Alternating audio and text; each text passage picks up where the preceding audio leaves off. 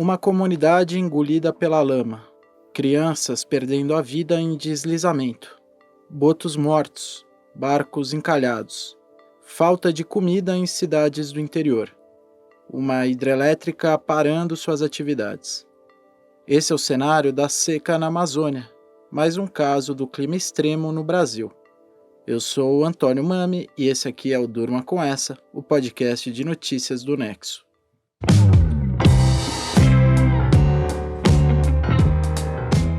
Olá, eu sou a Suzana Souza e tô aqui com o Antônio hoje para apresentar esse podcast que vai ao ar todo começo de noite, de segunda a sexta, sempre com notícias que podem continuar a ecoar por aí. Segunda-feira, 2 de outubro de 2023. Dia em que a usina hidrelétrica Santo Antônio de Rondônia anunciou a suspensão das suas operações devido à seca histórica do Rio Madeira. De acordo com a operadora da usina, os níveis de vazão do rio estão 50% abaixo da média histórica e a quantidade de água é muito pequena para fazer as turbinas funcionarem.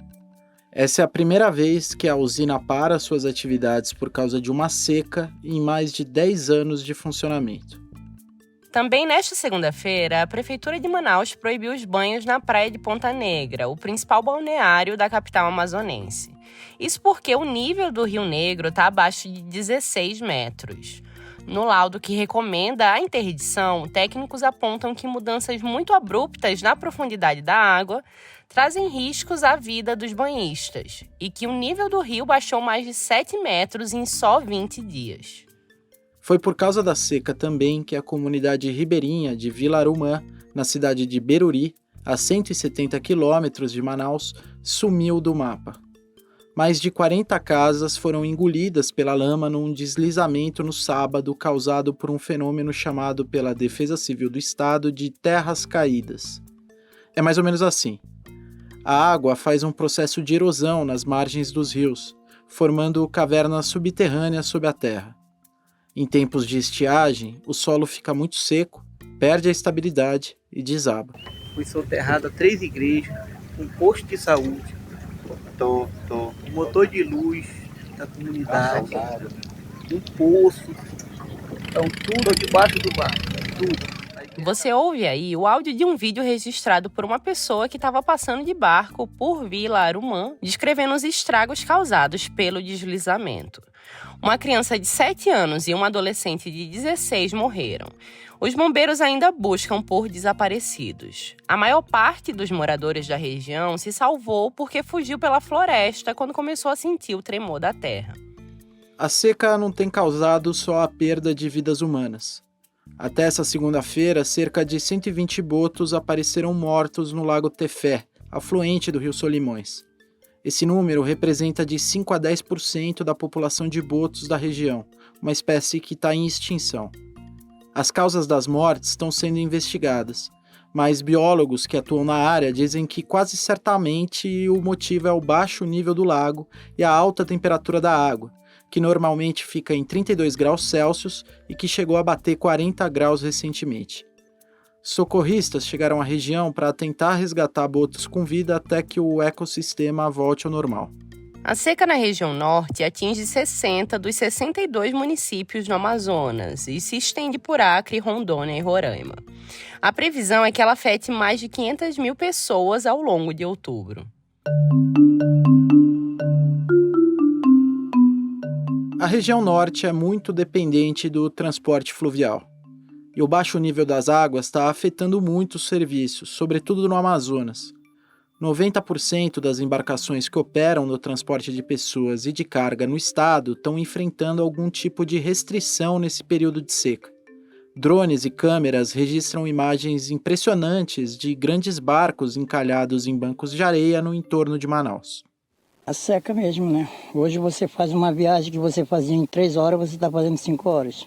Esse que você ouviu aí é o feirante Erimar Rodrigues Monteiro, numa entrevista que ele deu para a Rede Globo. Os transtornos não são só com relação à demora nas viagens. Em alguns casos, as viagens ficam impossíveis, incluindo aí o transporte escolar. Até 20 mil crianças podem ficar sem ir para a escola por causa da falta de navegabilidade dos rios. E os prejuízos à economia não se limitam só ao comércio local. O fornecimento de insumos e o escoamento de produtos da Zona Franca de Manaus também fica seriamente afetado pela estiagem, impactando na circulação de produtos industrializados em todo o Brasil. Eles estão sentindo muita dificuldade, né, de trazer o material daqui que eles precisam, né, das coisas, os mantimentos, os alimentos. Então não existe uma via que eles possam transitar. Então ou eles caminham pela floresta, pela selva, ou tem que passar por essa situação difícil, né, e delicada. Você ouviu aí o professor Félix Aranha, também falando para a Rede Globo, depois de voltar de uma comunidade ribeirinha onde ele foi prestar auxílio. O abastecimento dessas comunidades e de cidades do interior do estado está muito prejudicado. Alguns produtos não perecíveis estão sendo levados para esses lugares em canoas a preços mais altos. Em algumas localidades mais afastadas, os produtos acabam chegando estragados por causa de viagens mais demoradas. Em Atalaia do Norte, na fronteira com a Colômbia, a população está com dificuldade de conseguir água para beber porque a companhia de saneamento não consegue fazer a captação devido ao nível baixo do rio Javari. O governo do Amazonas decretou situação de emergência em quase todo o estado. Também está acelerando o processo de construção de poços artesianos, distribuindo cestas básicas e apoiando produtores rurais. Já o governo federal anunciou a liberação de recursos para o estado, incluindo aí mais de 50 milhões de reais para a dragagem de rios para retirar terra, rocha e lixo do fundo dos corpos d'água e assim fazer o seu nível subir.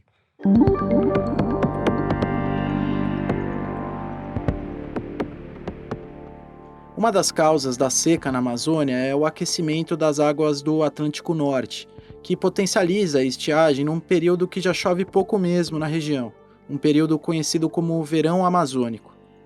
Mas boa parte do clima se deve ao mesmo fenômeno que fez uma moradora de Cuiabá fritar um ovo no asfalto em meio a uma onda de calor extremo. Gente, aqui ó, em Cuiabá, eu não gasto mais gás não, frito ovo no sol mesmo. O mesmo fenômeno que fez o Rio Grande do Sul enfrentar ciclones extratropicais que inundaram cidades inteiras e deixaram dezenas de mortos em 2023. Como você ouve agora nesse registro de um morador de Cerro Largo em julho. Aí é muita chuva!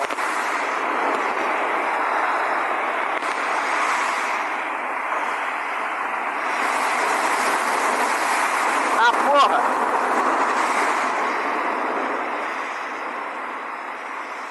O fenômeno que a gente está falando é o El Niño, que está relacionado à mudança na temperatura dos oceanos e que acontece de tempos em tempos.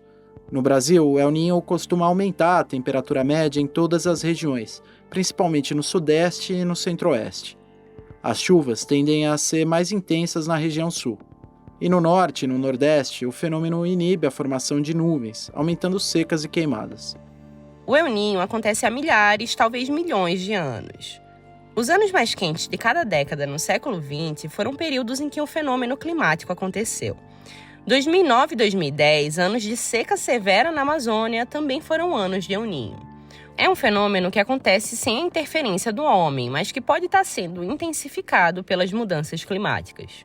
Segundo Pedro Luiz Cortes, professor do Instituto de Energia e Ambiente da USP, o planeta está retendo mais calor por causa do efeito estufa.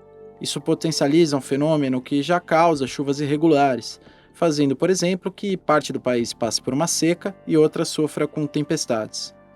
E é por isso que especialistas dizem que a gente pode estar passando por um super El Niño, um El Niño muito mais intenso. Um fenômeno em sintonia com eventos climáticos extremos, que serão cada vez mais comuns daqui para frente.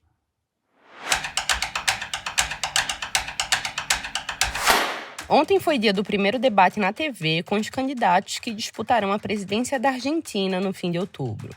Muitas das atenções estiveram voltadas para o candidato que teve o melhor desempenho nas prévias do país, o Javier Milei. O Marcelo Rubissec escreveu um texto sobre o Milei e vai falar um pouco dele para a gente. Marcelo, quais são as ideias desse candidato para governar a Argentina? Bom, a gente pode separar em dois planos as ideias do Milei.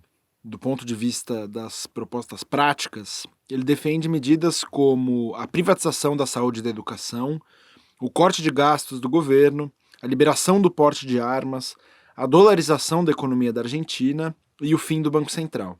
Então, por si só, dá para ver que são ideias radicais, né? Do ponto de vista mais teórico, o Milei se identifica como libertariano, ou libertário, e anarcocapitalista. O libertarianismo a gente pode entender como uma corrente bastante ligada à escola austríaca de pensamento econômico, principalmente com o Ludwig von Mises, e que é baseado na defesa forte das liberdades individuais e da propriedade privada, e também que defende a redução radical do papel do Estado. Aliás, o anarcocapitalismo é uma espécie de vertente do libertarianismo que defende a extinção do Estado como um todo. Então, são também ideias radicais que têm bastante ligação com essas propostas mais práticas do Milei. E Marcelo, dá para caracterizar o Milei como um político de extrema-direita? Pois é, eu conversei com a Camila Rocha, cientista política e pesquisadora do SEBRAP, que disse que mesmo dentro do libertarianismo existem diferentes tipos de pensamento, alguns mais progressistas e outros mais reacionários. E para ela, dentro desse campo todo, o Milei pode ser visto como um reacionário, como por exemplo pelo fato de que ele é contra o aborto, enquanto tem outros libertarianos que são a favor do direito ao aborto. Aliás, ela disse que dentro dessa pegada reacionária, o discurso do Milei também tem algo de antidemocrático. Essa é a mesma visão de alguns outros pesquisadores importantes. Então, por exemplo, o chileno Cristóbal Rovira Krautwasser, professor de ciência política da Universidade Católica do Chile, disse para a BBC que também vê o Milei como alguém de extrema-direita. E não porque ele tem um jeitão parecido com o Trump ou o Bolsonaro, mas sim por causa das suas ideias, incluindo uma certa ambivalência com relação ao regime democrático. Enfim, por mais que o Milei não seja exatamente também ligado aos militares argentinos, a gente pôde ver um pouco disso no debate de domingo, quando ele citou um número de mortos e desaparecidos pela ditadura abaixo das estimativas de organizações de direitos humanos. E ele também usou termos que deram uma minimizada nas ações do regime militar na Argentina. O texto do Marcelo você lê em nexojornal.com.br. Lá você acompanha todo o conteúdo que o Nexo produz diariamente. Assine o Nexo e apoie o jornalismo independente e de qualidade. Tem um desconto especial de 60% por tempo limitado para assinaturas via Google. Da seca na Amazônia às eleições argentinas, durma com essa. Com roteiro, apresentação e produção de Antônio Mami, apresentação e edição de texto de Suzana Souza, participação de Marcelo Rubissec e edição de áudio de Pedro Pastoriz, termina aqui mais um Durma com essa. Até amanhã!